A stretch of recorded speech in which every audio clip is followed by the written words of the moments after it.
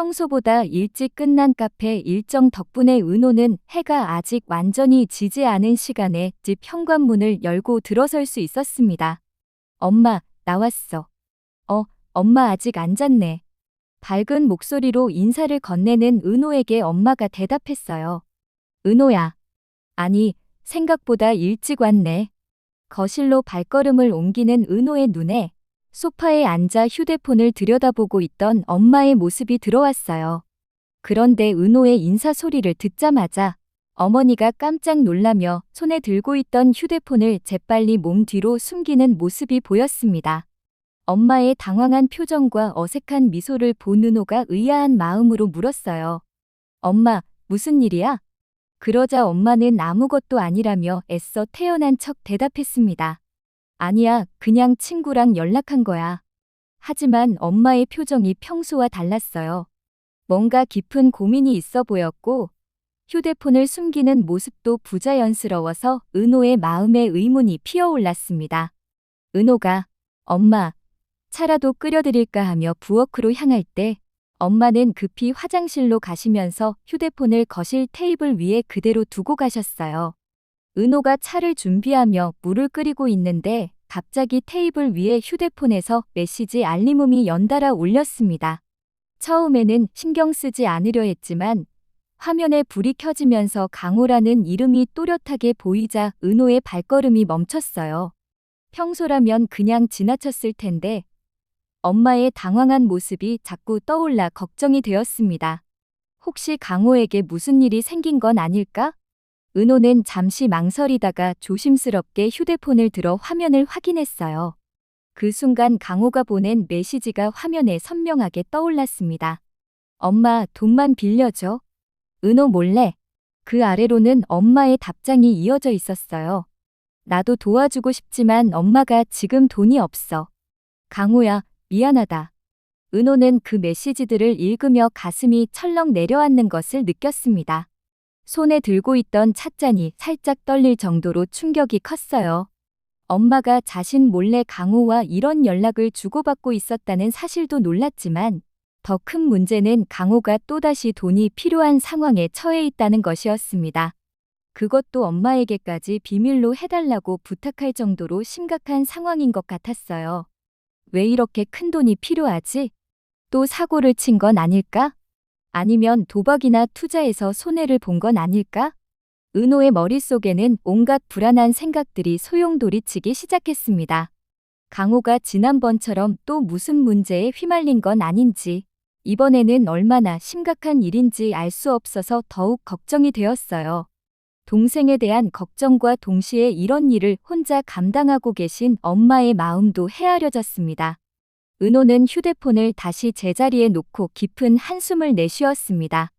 엄마가 화장실에서 나오시기 전에 평소처럼 행동해야 했지만 마음은 이미 복잡하게 뒤엉켜 있었어요. 강호에 대한 걱정과 동시에 엄마가 자신에게는 말하지 못할 고민을 혼자 안고 계신다는 사실이 가슴을 아프게 찔렀습니다. 엄마가 화장실에서 나오시자 은호는 애써 평온한 표정을 지으며 인사했어요. 엄마, 일찍 자. 하지만 어머니의 눈빛에서 무언가 말하고 싶어 하시는 듯한 기색을 느낄 수 있었습니다. 엄마도 은호에게 강호 이야기를 털어놓고 싶으셨겠지만 딸에게 또 다른 걱정을 끼치고 싶지 않으셨던 것 같았어요. 그날 밤 은호는 잠을 이루지 못했습니다. 침대에 누워서도 계속 강호 생각만 났어요. 엄마랑 같이 가게를 꾸리면서 착실하게 돈을 벌 생각은 하지 않고 코인이나 다른 사업으로 돈을 크게 벌려고 하는 동생이 걱정되었습니다. 강호의 철없음과 현실을 모르는 모습에 불만이 쌓여갔어요. 왜 항상 한 번에 큰 돈을 벌려고만 하는 걸까? 그런 생각들로 밤을 지새우며 은호의 마음속에는 동생에 대한 걱정과 답답함이 깊어져만 갔습니다. 오늘의 이야기가 궁금하시다면 좋아요와 구독 눌러주시면 영상을 만드는데 큰 힘이 됩니다. 너 뭐 하는 거야? 당신은 뭐야? 나 얘 아빠야. 왜? 며칠이 지난 어느 늦은 밤, 카페에서의 일을 마치고 집으로 향하는 은호의 발걸음은 평소보다 무거웠습니다. 하루 종일 쌓인 피로와 강호에 대한 걱정이 어깨를 짓누르고 있었어요. 평소보다 늦은 시간이라 거리는 한산했고 가로등 불빛만이 은호의 발걸음을 외롭게 비춰주고 있었습니다. 집까지 가는 길에 있는 작은 공원을 지나는데 갑자기 어둠 속에서 몇 명의 남자들이 나타났어요. 강호의 친구들이었습니다. 그들은 은호를 둘러싸며 다그치는 목소리로 말했어요. 야, 강호 누나지? 강호 그 자식이 사업한다고 준비하고 있는데 누나가 왜 도와주지도 않는 거야? 은호는 갑작스러운 상황에 당황했지만 두려움을 억누르고 단호하게 대답했습니다. 무슨 사업인지 나는 모르겠고 강호한테 직접 말해. 나는 관계없어. 하지만 친구들은 쉽게 물러서지 않았어요. 관계없긴 뭔 관계없어? 누나면 당연히 동생 사업 챙겨야 하는 거 아냐?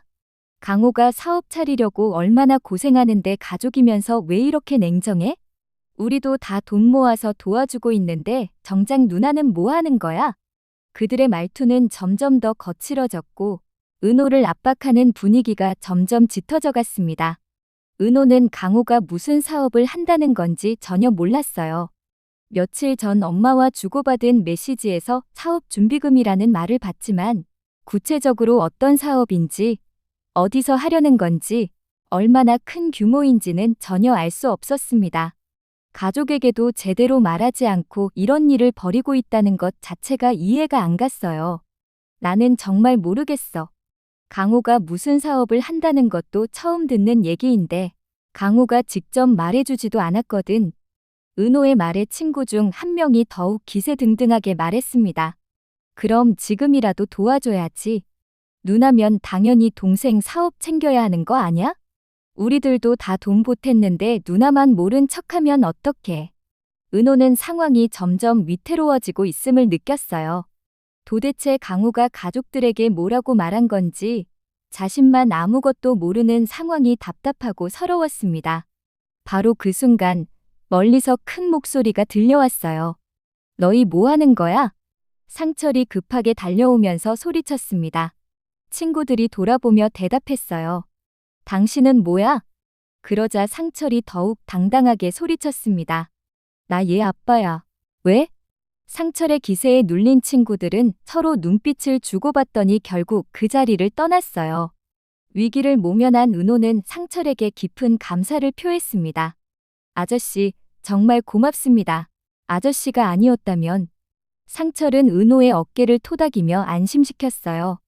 괜찮아, 이제 안전해. 혹시 다치지는 않았지? 하지만 은호의 마음은 복잡했습니다.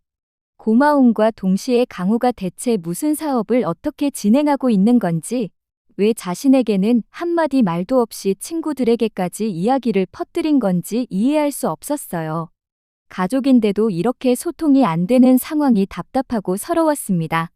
동생 강호가 친구들까지 동원해 이렇게까지 나를 괴롭히는구나라는 괴로운 깨달음이 은호의 가슴을 무겁게 짓눌렀어요. 혹시 강호가 더 큰 사고를 친 건 아닐까? 강호가 돈을 도대체 어디에 쓰려는 걸까? 그런 걱정들이 은호의 마음을 더욱 무겁게 만들었습니다. 상철은 그날도 일자리를 찾아 서울거리를 헤매고 있었습니다. 정년퇴직 후 경제적 어려움이 계속되면서 생계를 위해 온갖 일을 마다하지 않고 있었어요. 하지만 나이가 들어서 일자리를 구하는 것은 생각보다 훨씬 어려웠습니다. 그런데 길을 걷다가 멀리서 익숙한 뒷모습을 발견했어요. 바로 아들 지혁이었습니다.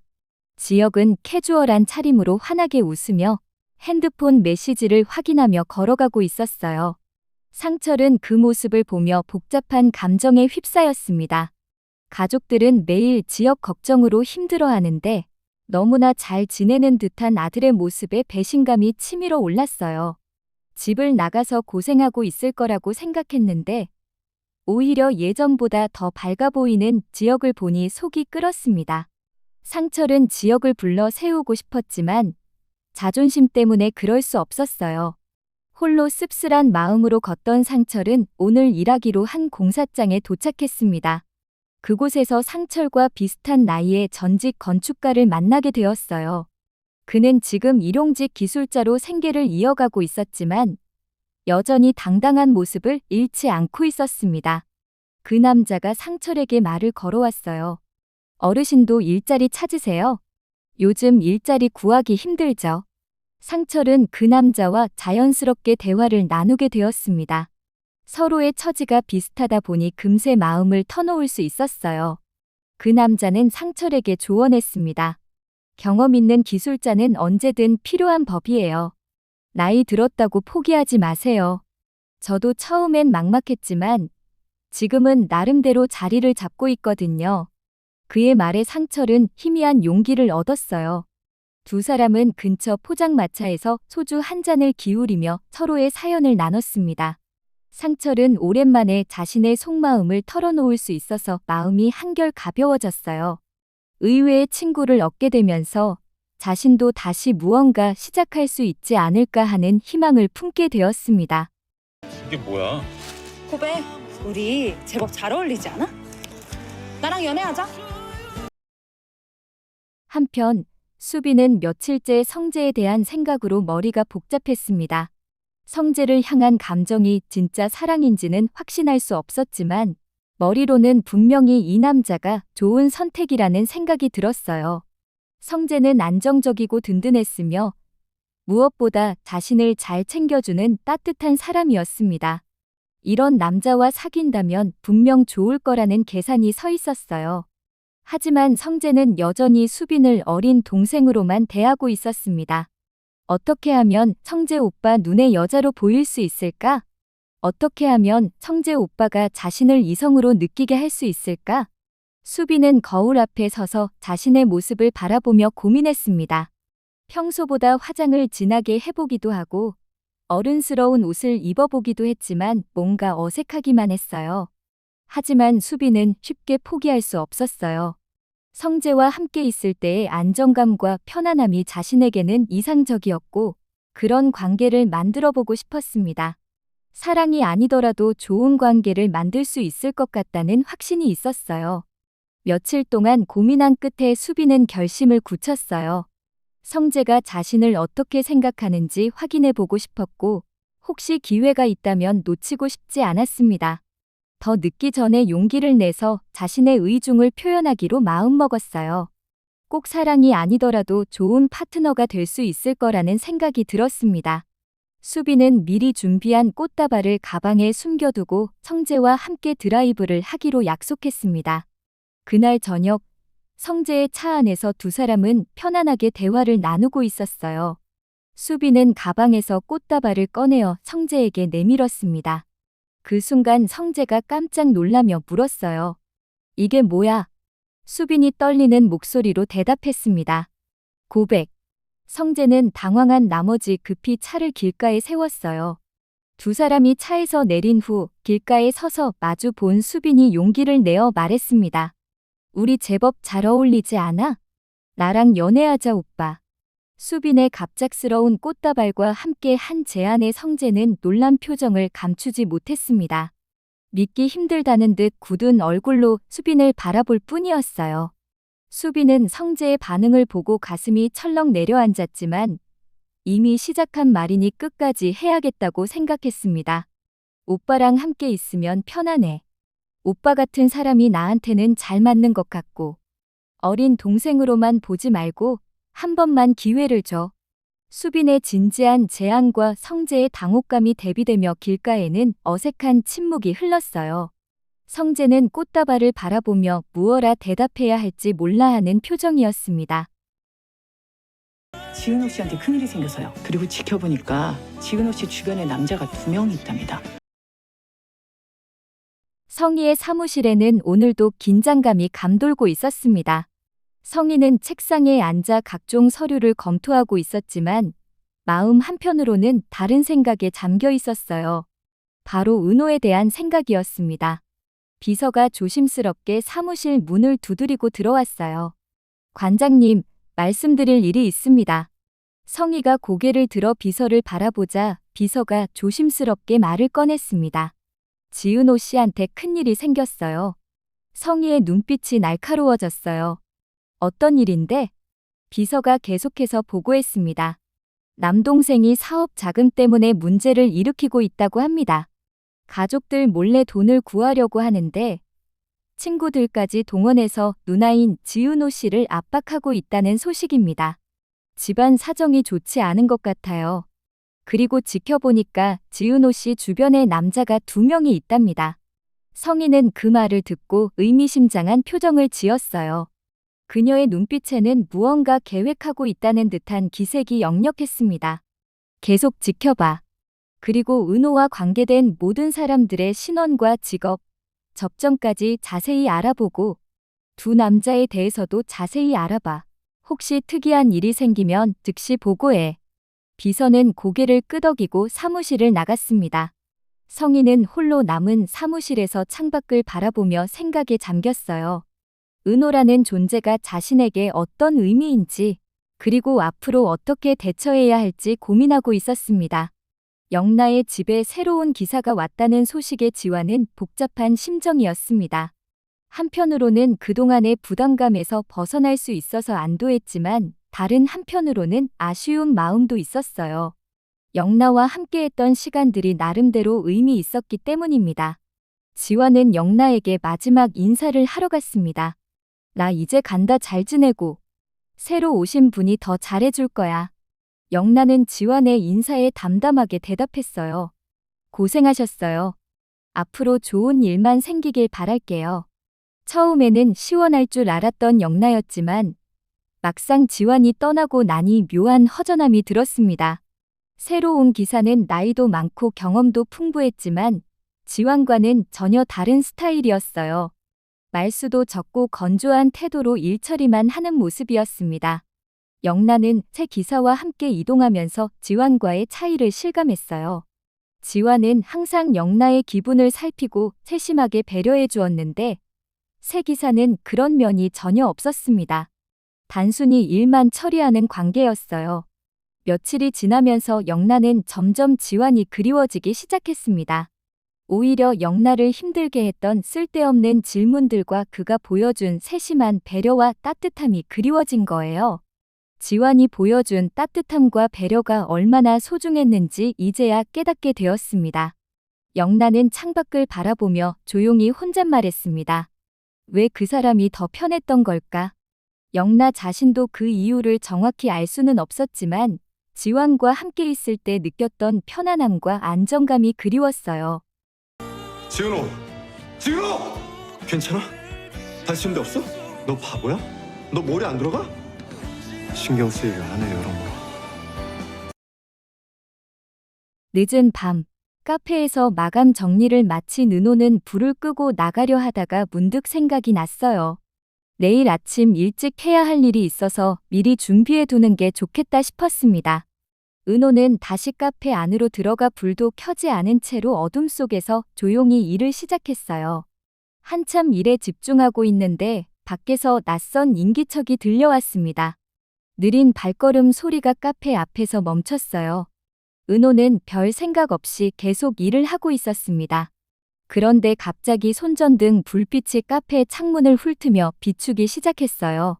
마치 누군가 안을 들여다보려는 것 같았습니다. 그 순간 은호는 깜짝 놀라며 몸을 움츠리고 숨을 죽였어요. 이 시간에 누가 카페를 이렇게 살피는 거지?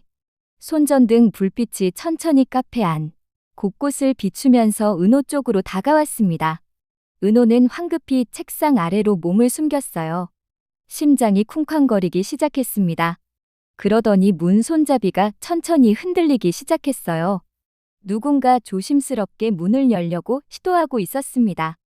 강도인가? 절도범인가? 온갖 무서운 생각들이 머릿속을 스쳐 지나갔습니다. 문 손잡이가 더 격렬하게 흔들리면서 은호는 두려움에 떨기 시작했어요.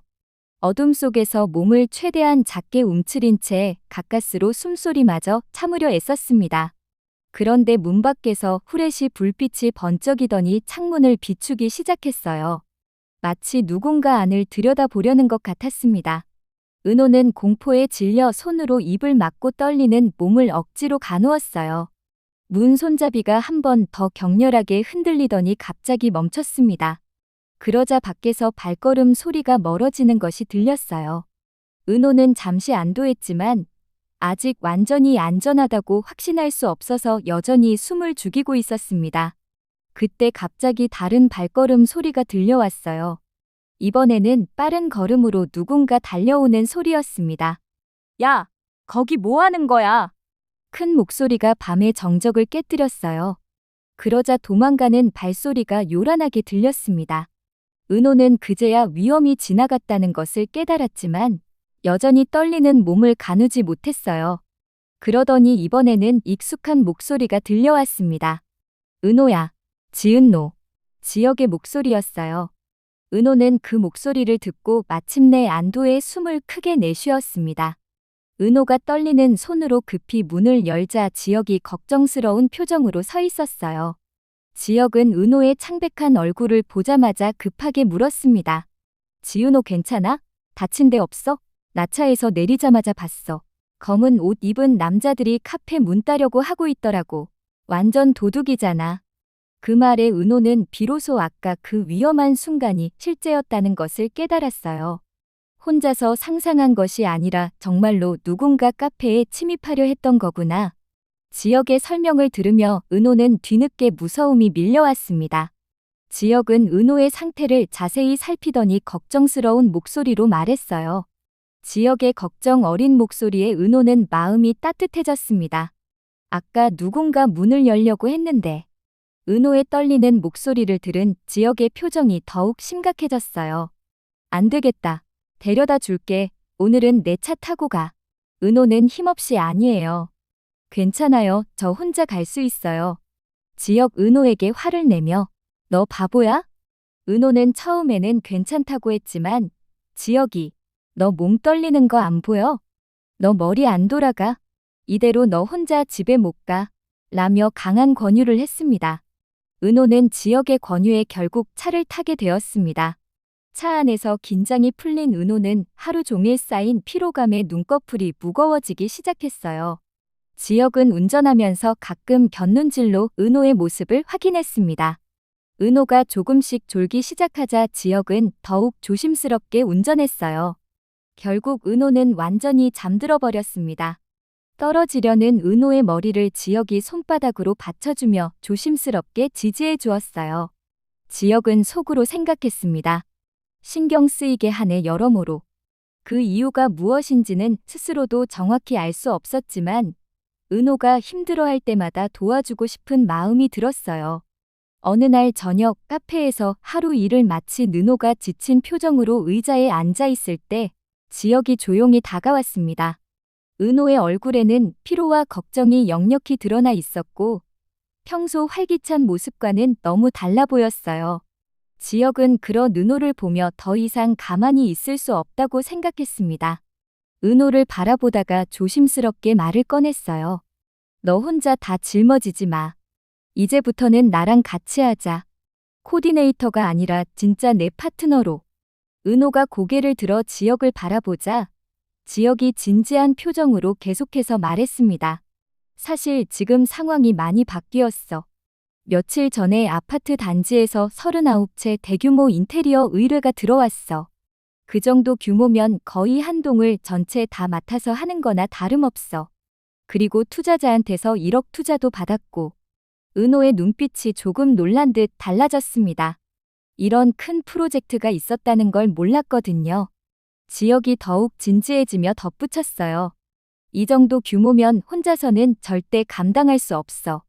디자인부터 시공관리, 고객 상담까지 모든 걸 혼자 하기엔 너무 벅차. 지역은 잠시 숨을 고르고 은호의 눈을 똑바로 바라보며 말했습니다. 너 없이는 이 일 제대로 못해. 내가 디자인 감각도 뛰어나고 사람들하고도 잘 맞거든. 고객들이 너를 얼마나 좋아하는지 봤잖아. 그리고 세심한 부분까지 신경 쓰는 걸 보면 정말 이런 일에 재능이 있어. 은호는 지역의 말을 들으며 조금씩 마음이 움직이는 걸 느꼈어요. 그동안 자신의 능력을 인정받은 적이 별로 없었는데 지역의 진심 어린 평가가 마음을 따뜻하게 만들었습니다. 지역이 더욱 열정적으로 말을 이어갔어요. 우리가 같이 하면 정말 큰 회사로 키울 수 있어. 지금 이 프로젝트만 성공하면 다른 아파트 단지에서도 의뢰가 들어올 거야. 그럼 정말 제대로 된 인테리어 회사를 만들 수 있다고. 혼자서는 절대 할 수 없는 일이야. 하지만 우리가 함께 한다면 충분히 가능해. 지역의 목소리에는 확신과 열정이 가득했습니다. 은호도 그 열정을 느낄 수 있었어요. 지역의 구체적이고 현실적인 제안에 은호는 순간 마음이 크게 흔들렸습니다. 39채 아파트 의뢰와 1억 투자라니 생각보다 훨씬 큰 규모였어요. 그리고 지역이 자신의 능력을 인정하고 꼭 필요하다고 말하는 것도 마음에 와 닿았습니다. 지금까지는 지역을 미워하는 마음이 컸지만 그의 따뜻한 배려와 도움을 받으면서 조금씩 생각이 바뀌고 있었어요. 특히 어려운 순간마다 지역이 곁에서 도와준 것들이 마음에 깊이 새겨져 있었습니다. 은호는 대답을 하지 않았지만 그 시선 속에는 여러 가지 복잡한 감정들이 뒤섞여 있었어요. 지역에 대한 감정을 완전히 정리했다고 생각했는데 이렇게 가까이에서 그의 진심 어린 모습을 보고 있으니 예전의 마음이 다시 꿈틀거리는 것 같았어요. 이건 정말 위험한 일이었습니다. 또다시 상처받고 싶지는 않았거든요. 은호는 대답을 하지 않은 채 지역을 바라보았습니다. 그 시선 속에는 사랑했던 기억과 상처받았던 아픔, 그리고 현재의 혼란이 모두 담겨 있었어요. 그의 진심 어린 제안과 배려, 지역 선배에 대한 안타까운 마음 때문에 지역을 마냥 증오하기만 하지 않는 것도 사실이었어요. 사랑과 분노, 기대와 두려움이 복잡하게 얽힌 채로 은호의 마음은 깊은 갈등 속에 빠져 있었습니다. 지역이 더욱 부드러운 목소리로 말했어요. 생각해봐. 급하게 대답하지 않아도 돼. 하지만 이런 기회는 정말 흔하지 않아. 우리가 같이 하면 정말 멋진 회사를 만들 수 있을 거야. 그리고 너도 이제 혼자 모든 걸 감당하지 않아도 돼. 내가 함께 할 테니까. 지역의 말에는 은호에 대한 걱정과 동시에 미래에 대한 희망이 담겨 있었어요. 카페 안에는 고요한 침묵이 흘렀습니다. 미워하지만 흔들리는 복잡한 감정이 은호의 눈빛에 고스란히 드러났습니다. 지역에 대한 분노가 완전히 사라진 것은 아니지만 그의 진심 어린 제안과 구체적인 미래 계획의 마음이 조금씩 열리고 있었어요. 과연 지역의 제안을 은호가 받아들일지 벌써부터 다음 회가 기다려집니다. KBS 주말 드라마 화려한 날들 매주 토요일과 일요일 저녁 8시에 방영됩니다. 지금까지 한입 감상의 뇌피셜 리뷰였습니다. 함께 해주셔서 감사합니다.